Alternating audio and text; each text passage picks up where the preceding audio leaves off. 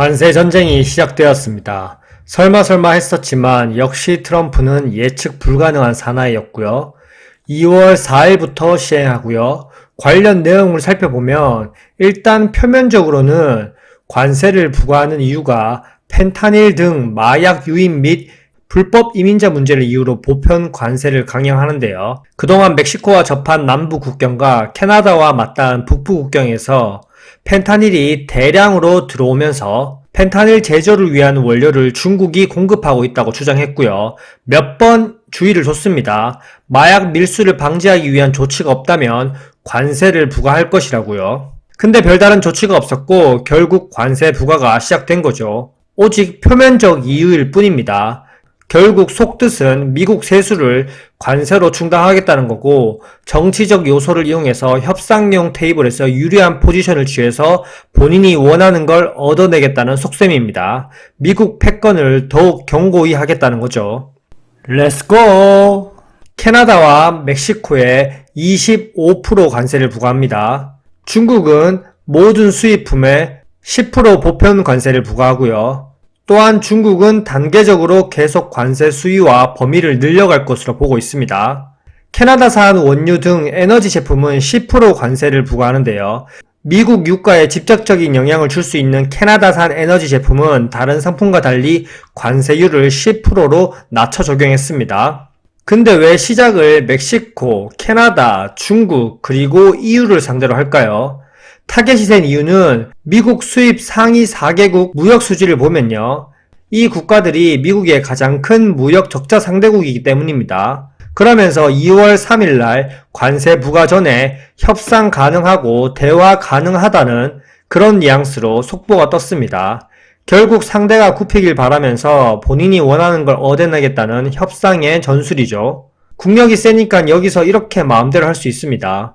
정말 트럼프가 타고난 협상가인 건 부정할 수 없는 현실이고요. 다시 돌아가서 보면 캐나다도 보복 관세에 나섰습니다. 약 155조 원 상당의 미국산 제품에 25% 관세 부과를 발표했고요.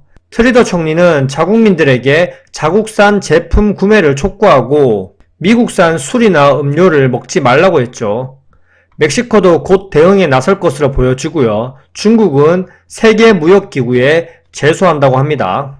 혼란한 국제 정세입니다. 하지만 중요한 건 여기 한번 보시면 상대국이 미국에 보복하는 경우 관세율을 올리거나 범위를 확대하는 보복 조항이 있다는 겁니다. 관세가 보복 관세로 이어지고 또다시 재보복 관세로 이어지는 무역 전쟁이 악화될 가능성이 커진다는 걸 의미하고요.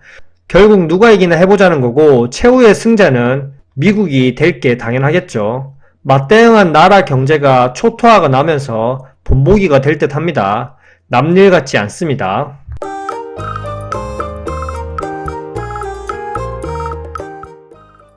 그리고 이제 18일부터는 유럽연합에 대한 관세 조치도 나올 수 있다고 말했고요. 트럼프가 취임 첫날에 미국이 유럽연합과 무역에서 상당한 적자를 보고 있고요. 미국산 원유와 가스를 매입하거나 아니면 관세를 내게 될 것이라고 말했습니다. 그리고 반도체, 철강, 석유, 가스, 알루미늄, 의약품 등 수개월 내 관세를 부과할 거고요. 물론 그 전에 또 정치적 협상을 할 수도 있겠죠. 트럼프 관세 부과에 이어서 보복 관세까지 계속 이어진다면 미국뿐 아니라 전 세계적으로 물가 상승을 자극할 수밖에 없습니다. 고금리 사이클이 끝나고 이제 인하 사이클이 시작되었지만 인플레이션이 잡히지 않고 있고 오히려 인플레이션이 재자극되고 있습니다. 미국이 해외 수입에 의존하고 있는 상품들의 가격이 고공행진할 것으로 보이고요. 미국의 식탁 물가도 비상입니다. 일단 미국 농산물 수입품 가운데 약 45%가 멕시코와 캐나다에서 수입되어서 오고요. 대표적으로 아보카도 수입의 90%는 멕시코산입니다. 결국 이런 비용들이 고스란히 소비자에게 전가될 수밖에 없고요. 정말 말 그대로 식탁 물가가 비상입니다. 관세를 올리면서 미국인들이 비싼 수입품 대신 자국에서 생산된 물건들을 소비하게 만들면서 미국 기업들을 부흥하겠다는 건데 결국 이렇게 물가가 오르면 쉽지 않죠. 저가형 수입산들이 가격이 계속 높아져 버리면 결국 미국 서민들은 초토화될 수밖에 없고요. 2017년, 2018년과는 상황이 다릅니다. 코로나 이후 인플레이션을 겪으면서 아직 물가를 다 잡지도 못했는데 값싼 수입품마저 비싸져 버리게 되면 짜증나게 되는 거죠. 그리고 미국 산업계, 대표적으로 철강 노조는 무역 시스템에 대해서 옛날부터 체계적인 개혁을 요구해 왔지만 캐나다와 같은 주요 동맹국을 공격하는 건 옳지 않다고 얘기하고 있고요.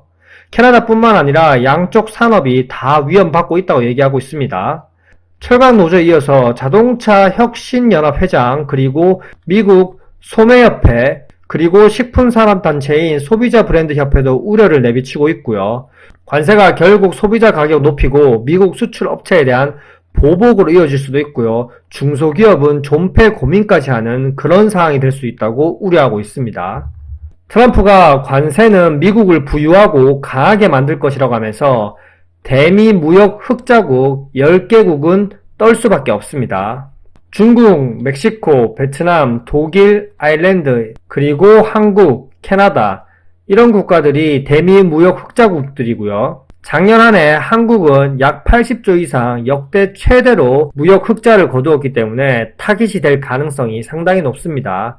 이미 한국을 머니머신이라고 표현했고 방위비도 10배나 올린다고 얘기를 했었고요. 그리고 반도체 칩에 관세를 부과할 것이라고도 얘기했고 한국은 반도체가 대미 주력 수출품이기 때문에 정말 우려가 됩니다. 현재 캐나다, 멕시코, 중국 대상으로 시작을 했지만 한국 기업들이 멕시코나 캐나다에 진출을 많이 했기 때문에 산업연구원에 따르면 미국의 관세 부과로 한국의 대미 수출은 약 10% 정도 감소할 것이라고 보고 있습니다. 트럼프가 취임하면서 트럼플레이션 공포가 시작이 되었고요. 큰 틀 3가지 중에서 아직 관세 전쟁밖에 시작 안 했습니다. 앞으로 감세 정책 그리고 불법 이민자 추방 시 더 물가를 자극하게 될 것이고요. 어떻게 정치적으로 흘러가는지가 정말 관건입니다. 정말 CNN이 얘기한 대로 25년에는 동일한 상품 가격이 2배가 될 것인지 걱정되네요. 자, 한국은 아직 제대로 시작도 안 했는데요. 관세 부과가 이제 점진적으로 시작됐습니다. 관세 부과로 전 세계가 떠들썩한 와중에 본격적으로 중국도 단계적으로 관세를 부과하고 범위를 넓혀간다면 중국도 맞보복을 하면서 위안화 평가 절하는 기정사실하고요. 그럼 환율은 더 폭등할 수밖에 없습니다. 2017년 미중 무역 전쟁 때도 환율이 급등했었고요. 한국은 대외적으로 대응을 해야 되는데 아직도 이어지는 정치 리스크, 시간 끌기, 정말 한국 앞날이 걱정입니다. 이러다 한국 경제가 더 안 좋아져서 중소기업들이 폐업하고 대기업들 구조조정이 본격화되면 이제 한국 부동산도 더 이상 떠받들 수 없고요. 와르르 무너지게 될 텐데 앞으로 추이를 더 살펴보죠. 이상입니다. 안녕.